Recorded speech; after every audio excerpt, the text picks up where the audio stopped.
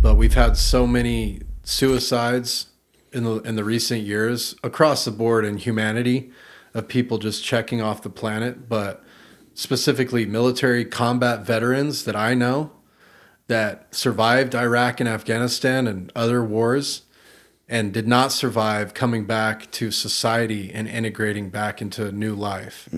They did not survive that. So terrible. So there's enough of those, unfortunately, and then now fortunately, to say whatever we're doing, it isn't working. Because every funeral that we all go to for another guy, it creates an opening. It creates like, what is going on here? We never thought we would see this ever. It happens so regularly now. What's not working? What is working? Why do some of these guys doing this plant medicine look 20 years younger than when they started doing it? What are the, critical thinking, right? Looking outside the box, looking at pattern recognition, looking at what works. Why do all these UFC fighters come to CPI after their fights?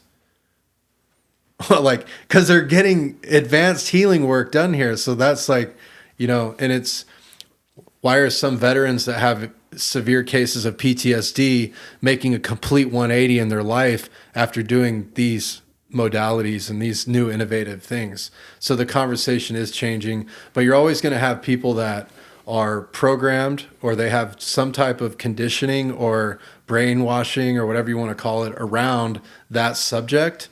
That system, though, it's such a machine that it's the same thing when I went back and I've tried to get out, I told them, like, I'm not taking my pain meds anymore because I had stem cell, and I'm not taking, the antidepressants and the Psych and the lithium and all the other meds because I went and did the 5-MeO DMT and I don't need any of that anymore.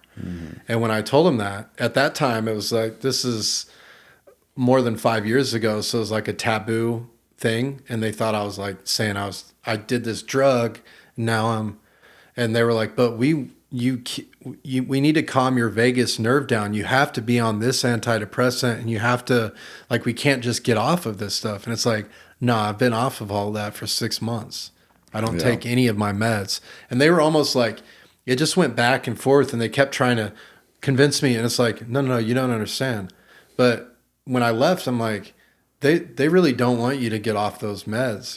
There's something part of this system and this trap that feeds the beast. I think maybe some of it's like some ego. Like, imagine you study to become a doctor. You're the best at this. You learn so much about it. And then your patient is like, yeah, no, I don't need your stuff anymore. I fixed myself another way. You know what I mean? It's kind of like, huh? Yeah. But, open-minded person would be like, oh, well, tell me more. You know what I mean? Like, if you're really trying to fix people and stuff, you should have an open mind.